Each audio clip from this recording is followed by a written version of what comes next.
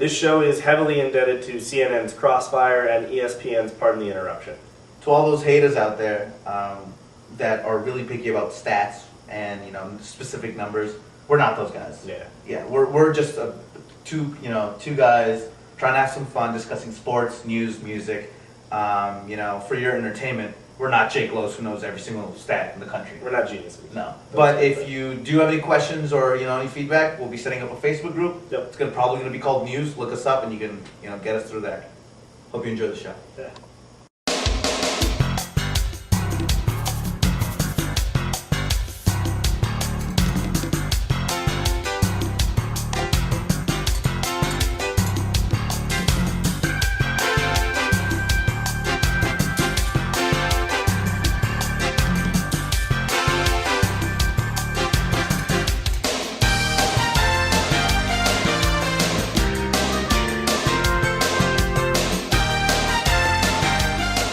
Welcome to the second episode of News.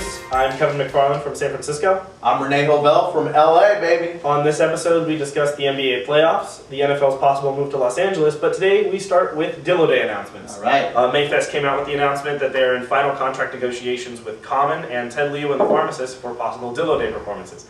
I think this is really, really great for us. Having Common come and perform in Dillo Day would complete the trio of great Chicago rappers that have been here. We've had Kanye West, we had Lupe Fiasco Dillo Day last year.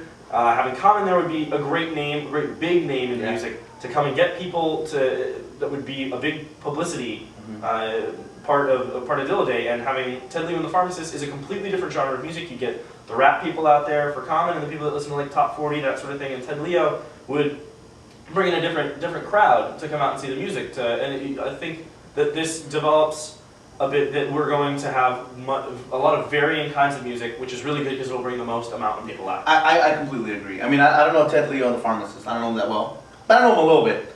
And I think it's going to be good. People are interested in experiencing new things, especially during Dillo Day. What makes Dillo Day great is that, A, you have great music, but hopefully, crossing my fingers, knocking on wood, you have a beautiful sunny day like we did 2 years ago. Mm-hmm. So it just feels like a festival. I mean, you got people out there dancing to good music, or just chilling. People are usually drunk or something else, if you're at the age. And then, there's just like a bunch of vendors. And Common, even if you don't know his music, he's got the music, but even if you don't know, he's an actor now, so you've heard the name. And he was in American Gangster. Yeah, I mean, it's gonna attract people, and that's what Dillo Day is. It's just everyone on campus coming together on the lake field. I think it's gonna be great. I'm excited. This will be a big event. I'm excited. All right, so the NFL, today the officials are getting together to propose a NFL stadium in Los Angeles to get a team to come to LA. And I think this is a great idea. I'm a little biased because, of course, I'm from LA. Yeah. But I think it's a great idea. I know we've lost two teams before. We lost the LA Raiders and the LA Rams in Anaheim. But I think it's great. I mean, when we had the XFL, I know it was the XFL, but when we had the XFL, we had a huge fan base for the LA Extreme. They won the only title. We have a pretty big, good fan base for the LA Avengers. So, we are the second largest market in the United States. Yeah. The audience is there. It just seems like a good idea. Well, I would agree with you that the audience was there, except that you lost two NFL teams. You had the LA Raiders, you had the LA Rams. Yes, the Raiders moved because of stadium issues with the Coliseum. Mm-hmm. But, I mean, USC plays.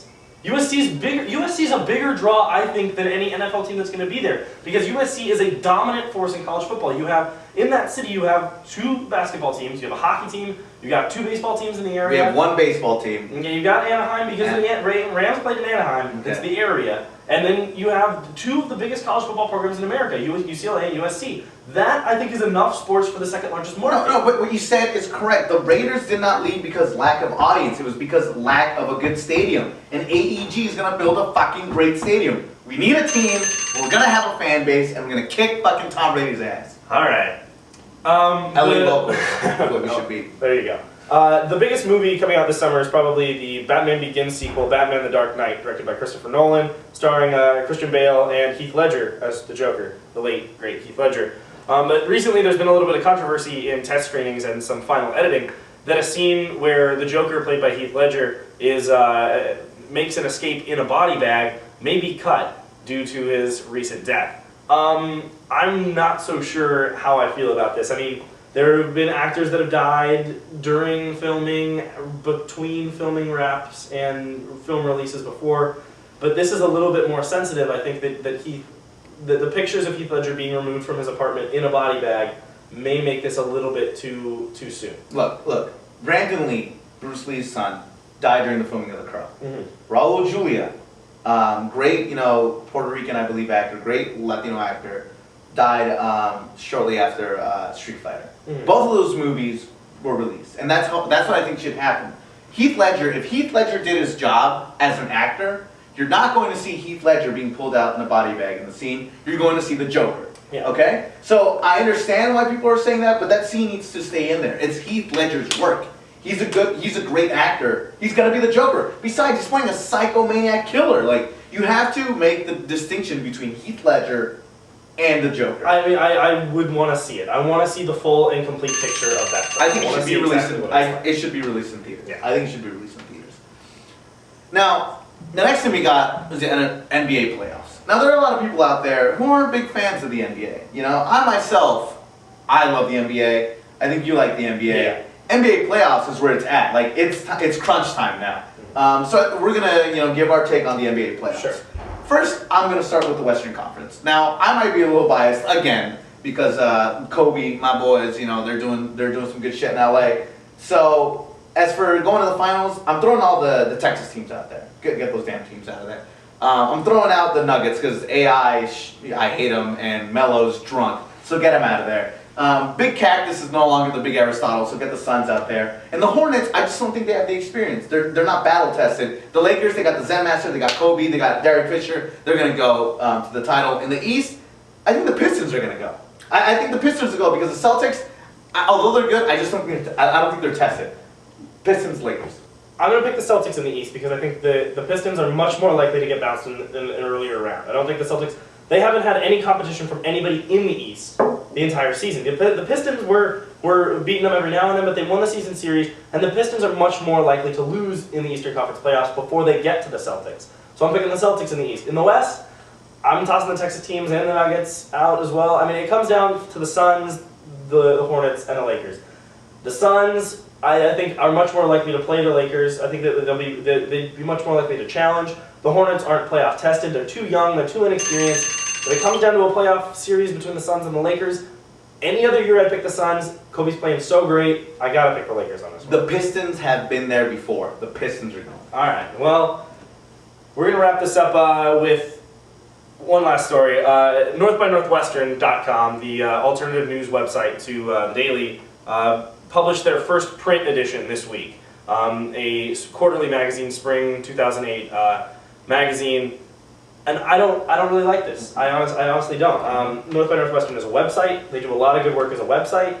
I'm not really sure I understand publishing a quarterly magazine. It doesn't fit with the style of the news reporting they do. They do a lot of great up-to-the-minute reporting online. The blogs are great. Yeah. They do, and they have so much more information as a website than they can put into a magazine. Yeah. So I'm a little bit confused at the decision to put this into a magazine and publish it. Yeah, I don't understand the move. I mean, I can understand maybe why they wanted to do it, but what you said, what makes NBN great is that they're online. I mean, they have great blogs. They have great video journals, great photo journals. They have great sound clips. That's what makes them good, is that you can go on there and look at all these things that you can only do online. They're an alternative news source. They're an alternative to the Daily, and that's what makes them strong. The other thing that's great about NBN is the comments. You can freely say whatever the hell you want. And of course, some stupid people go on there, but that's part of NBN. You can't do that with the magazine. Yeah. The magazine also comes out, quarterly? It's appearing that it's quarterly. Yeah, so by the time I get this